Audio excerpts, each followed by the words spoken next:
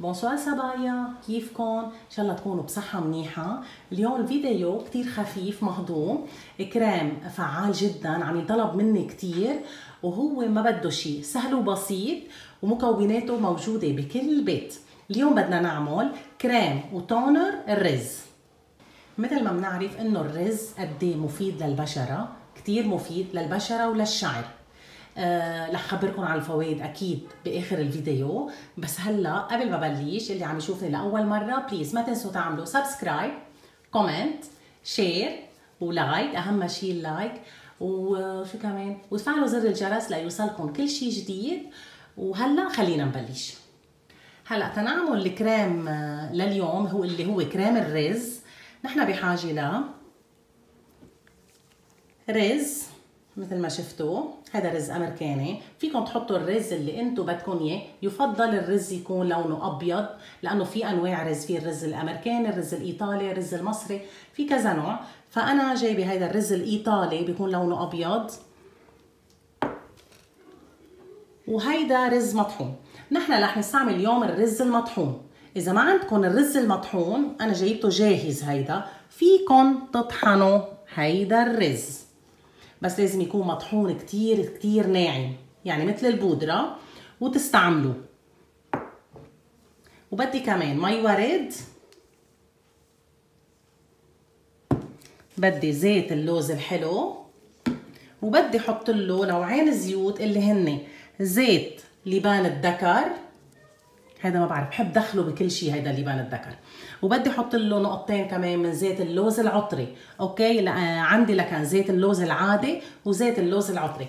زيت اللوز العطري ريحته كتير حلوه مع زيت لبان الذكر العطري، بيعطوا هيك ريحه غريبه عجيبه بس مهضومه كتير وحلوه كتير.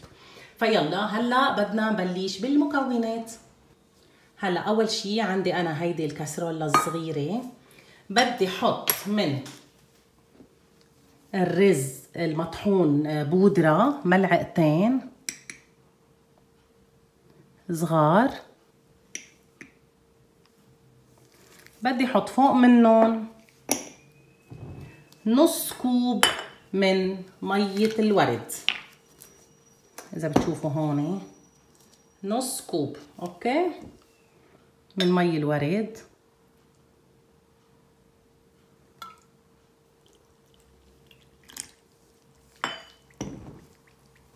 وهلا بدي اخلطهم كتير منيح ليدوب كل الرز معي قبل ما انقلهم على حمام مريم.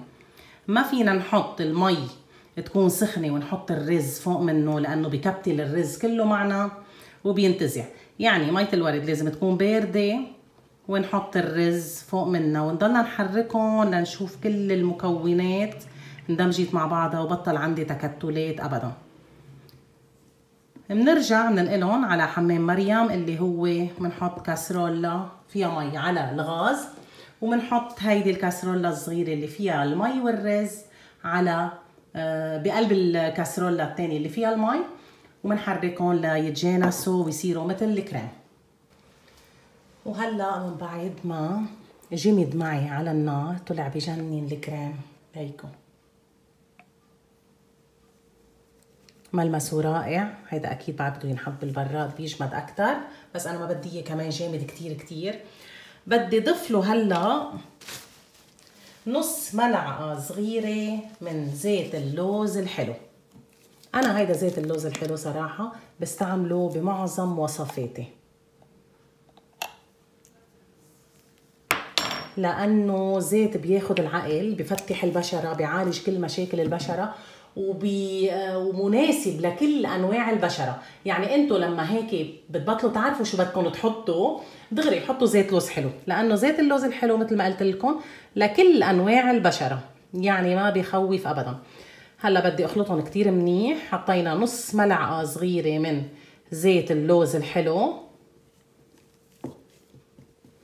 مثل ما شايفين كريم سهل وبسيط جدا، بس مفعوله عن جد وفوائده على البشره تاخد العقل. هلا بنحكي عنه بعد شوي. بدي احط له زيت لبان الذكر 3 نقط، وبدي احط له كمان زيت اللوز العطري حطينا زيت لبان الذكر العطري، اوكي. وهيدا 3 نقط كمان زيت اللوز العطري كمان. كتير حلوة زيت اللوز العطري، اللي بعد ما مجربها وجايبها يجيبها، يعني ما في اسهل من هيك، شغلات طبيعية بنعملها ببيتنا. هلا صار وقت نسكبهم بالمرتبين. وين المرتبين راح؟ هلا اكيد لازم يكون المرتبين اللي بدنا نستخدمه نضيف، معقم، مغسول بالمي والصابون ومعقم بكحول 70 ومنشف اكيد بالكلينكس. هلا بدي اسكب الكريم فيه.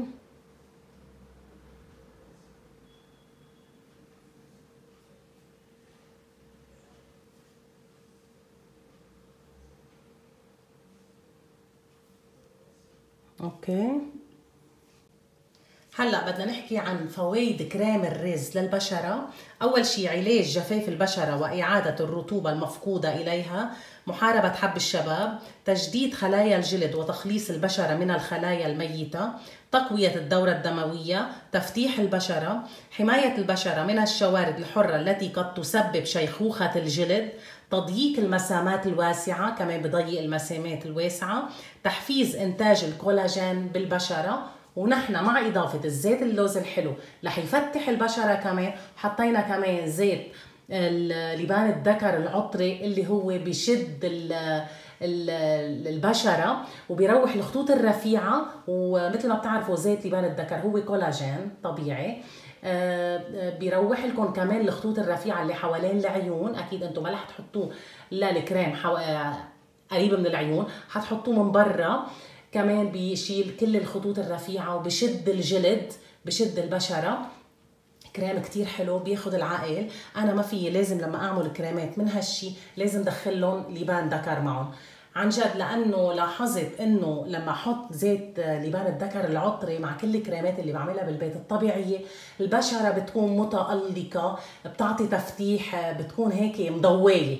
اوكي، يعني هيدي لما مثلا بتفوتوا هيك بتحسوا انه كيف لما حدا يفوت عليكم مثلا بتحبوه كذا، بتحسوا وجهه مضوى. نفس الشيء بتعطي ضوء للوجه، يعني بشره متألقه. وهلا خلطتنا الثانيه لليوم اللي هي تونر لبان الذكر. شغله سهله كتير، هينه كتير، ما بدها شيء. بنحط اول شيء، فيكم تحطوا مي ورد او فيكم تحطوا مي عاديه جدا. انا حطيت مي ورد هلا سخنتهم شوي، حطيتهم بكبايه هون، وبنحط معهم ملعقتين رز عادي. اوكي، بس لعلي الكاميرا شوي. اوكي، لكن حطينا كبايه مي ورد، وبدي احط ملعقتين كبار رز.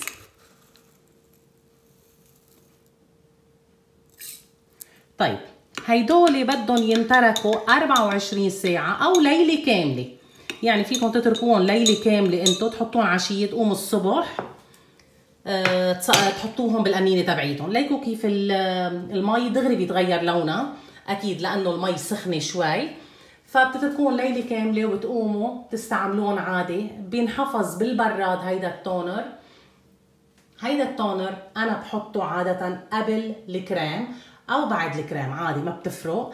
بحط التونر برشه على وجهي اول ما فيق من النوم. اول ما فيق من النوم بغسل وجهي كتير منيح بالمي والصابون، وقبل ما اعمل هيك فنجان الشاي وهيك بتعرفوا القعده انتو، فبرش وجهي كلياته بتونر الرز وبقعد.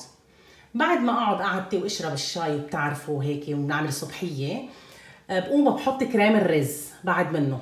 يعني تونر بعدين كريم الرز، وبتركه لكريم الرز تقريبا ساعة نص ساعة قد ما بدي فيه اغسل وجهي.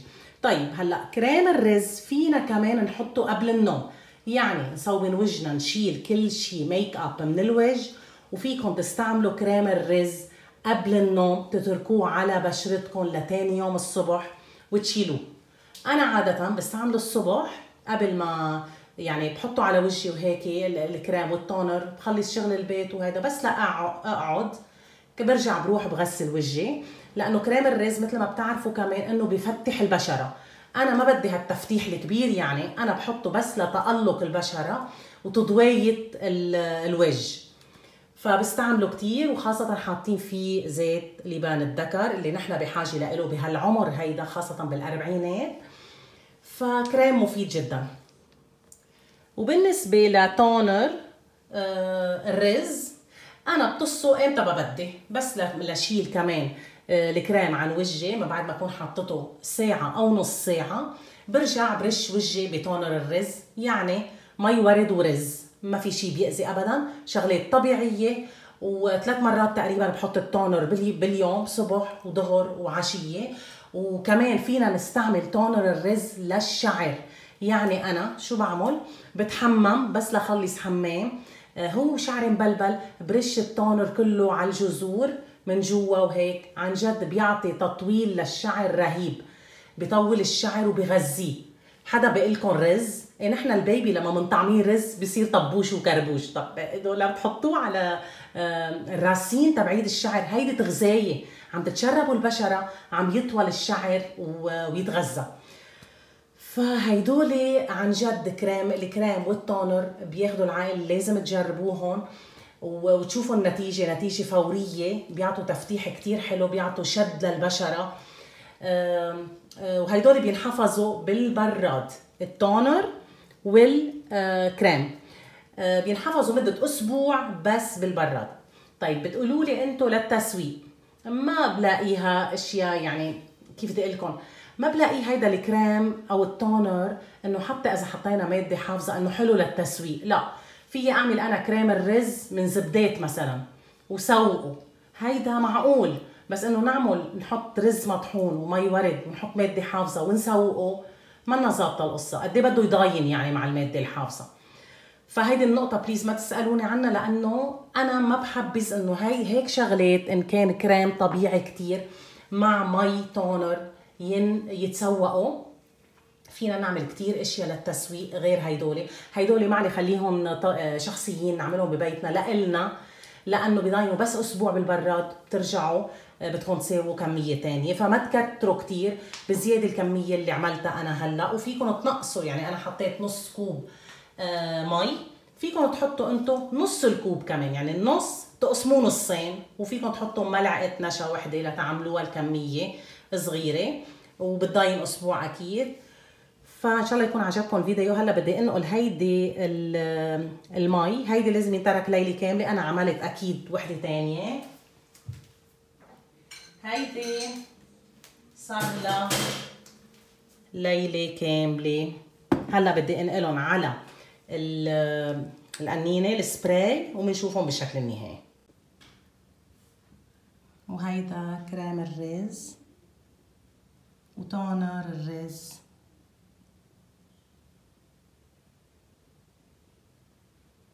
اكيد بينحفظوا بالبراد مدة اسبوع، تستعملوهم كل يوم.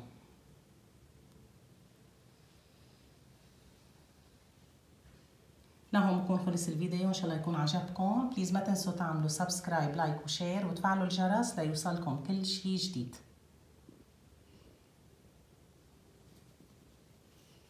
ميرسي.